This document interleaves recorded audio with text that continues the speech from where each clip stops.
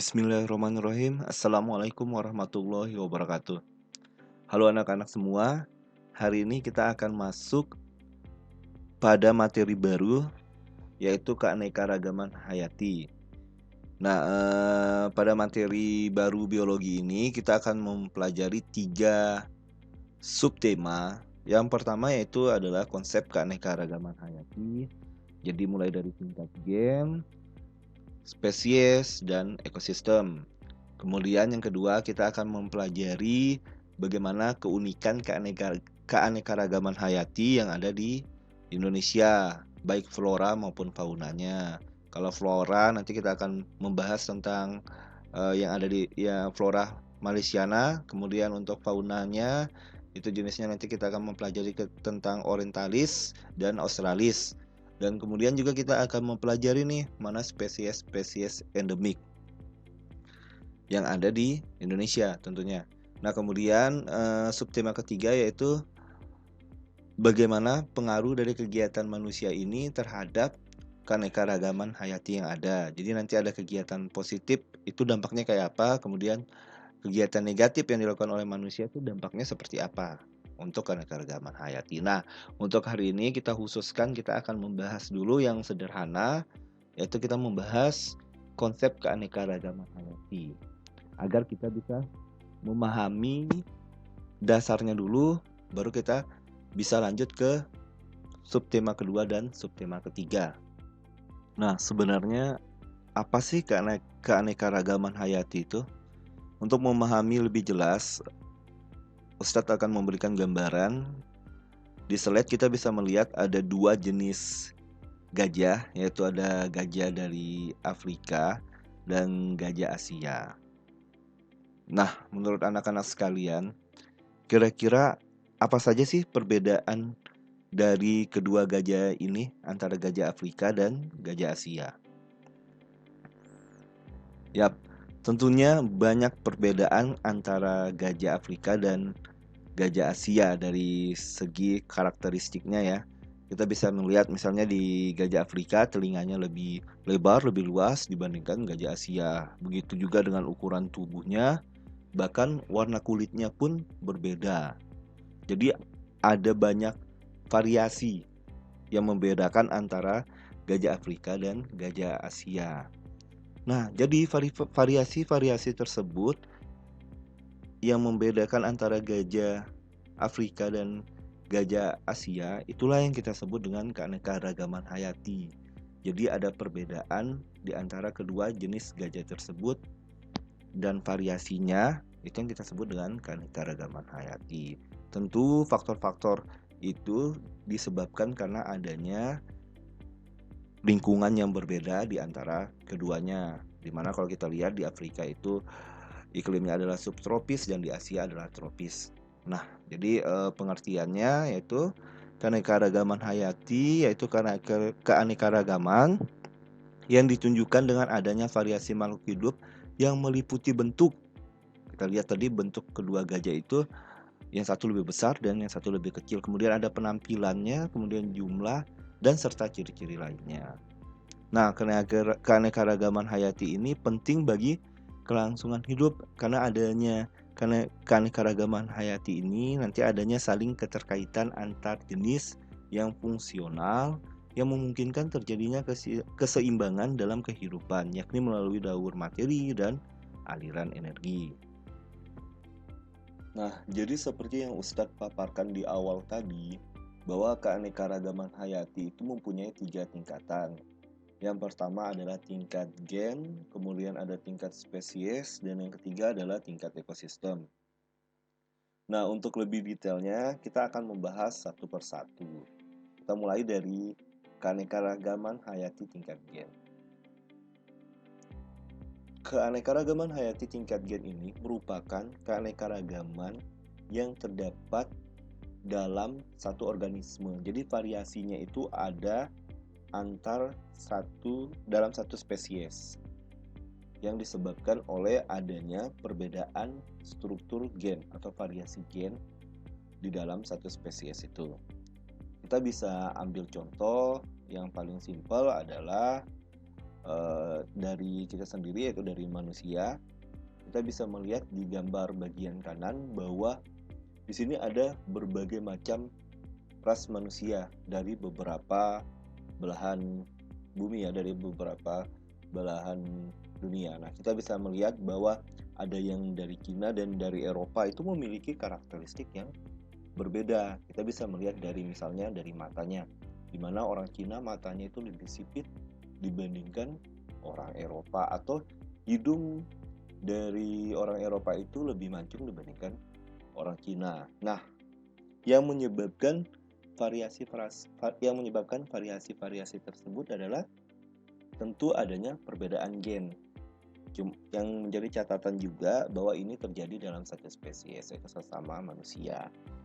Atau kita bisa mengambil contoh misalnya antara kalian saja, misalnya yang mempunyai saudara, kita lihat mungkin ada di antara saudara kalian mungkin yang hidungnya lebih mancung daripada kalian, atau mungkin matanya lebih sipit daripada kalian, atau juga mungkin yang satu rambutnya ada yang keriting, kemudian yang satu itu ada yang lurus gitu. Mungkin ada yang mengikuti ibunya, atau yang mengikuti bapaknya. Nah, variasi-variasi tersebut sekali lagi itu disebabkan oleh gen.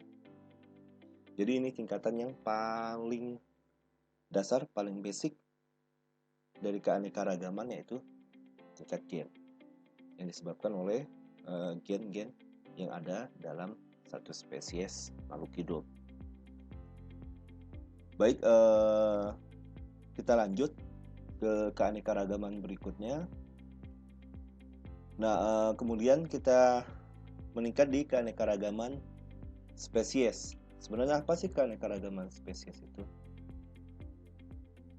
Nah, kalau keanekaragaman spesies ini yaitu keanekaragaman atau variasi yang terdapat pada berbagai jenis spesies makhluk hidup dalam satu genus yang sama.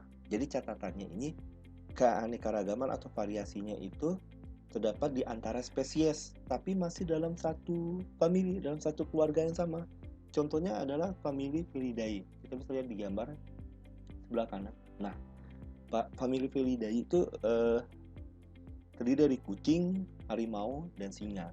Kalau kita lihat mereka ini antara kucing, singa, dan harimau itu memiliki karakteristik yang sangat berbeda.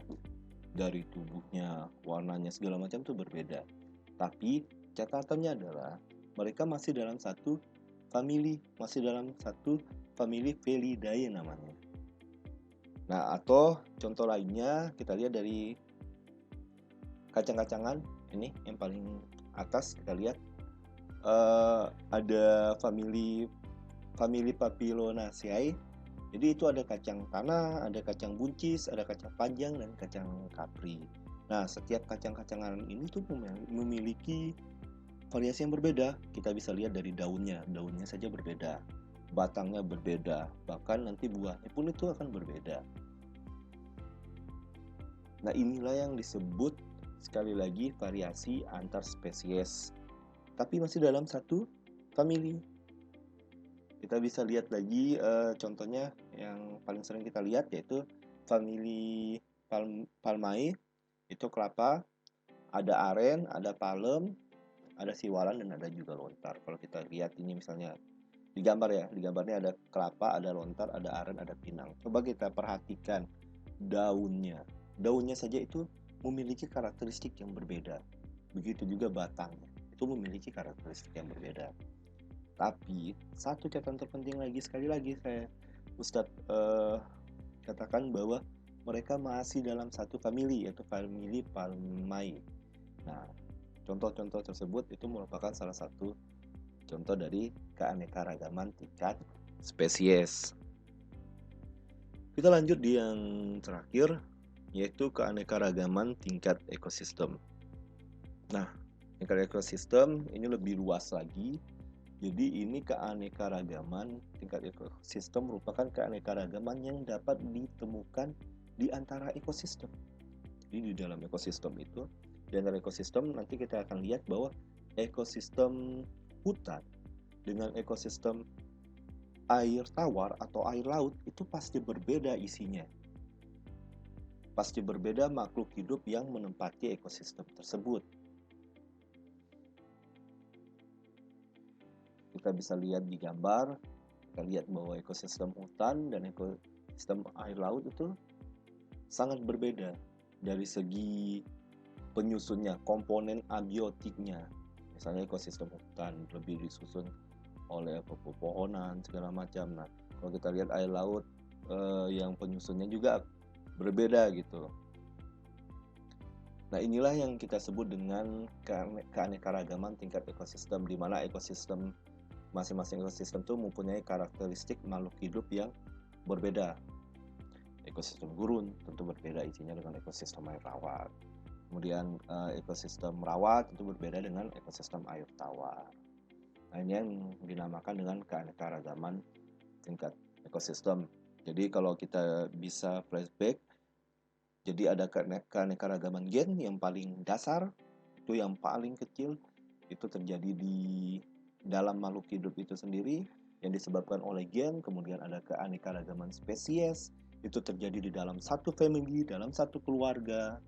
Kita bisa ambil contoh yaitu tadi ada kelapa, itu kemudian ada kacang-kacangan, kemudian tadi ada kucing, singa, dan harimau yang berbeda namun masih dalam satu family. Dan kemudian yang terakhir yaitu ekosistem. Nah, mungkin untuk pengantarnya Ustadz cukupkan sampai di sini. Dibaca-baca lagi bukunya untuk lebih detail. Kemudian untuk besok mungkin kita akan membahas lebih detail lagi terkait dengan keanekaragaman hayati yang ada di Indonesia, dan kemudian kita lanjut membahas dampak dari perilaku manusia terhadap keanekaragaman hayati.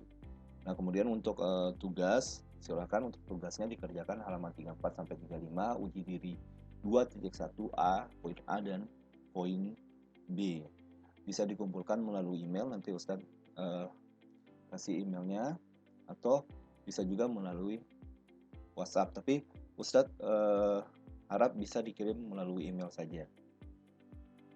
Terima kasih, mungkin itu saja yang bisa Ustadz sampaikan. Sekali lagi mungkin pesannya untuk hari ini bahwa dengan mempelajari keanekaragaman, baik itu keanekaragaman gen, keanekaragaman jenis atau spesies, kemudian keanekaragaman ekosistem, terutama keanekaragaman gen yang paling bawah, kita dapat memahami bahwa kita itu diciptakan oleh Allah Subhanahu wa Ta'ala itu berbeda antara satu dan yang lainnya.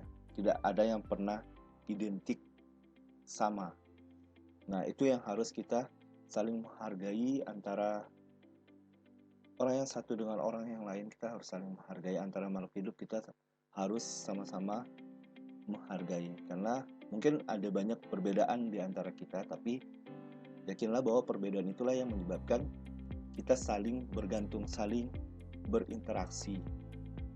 Mungkin itu saja yang bisa Ustadz sampaikan. Terima kasih. Assalamualaikum warahmatullahi wabarakatuh.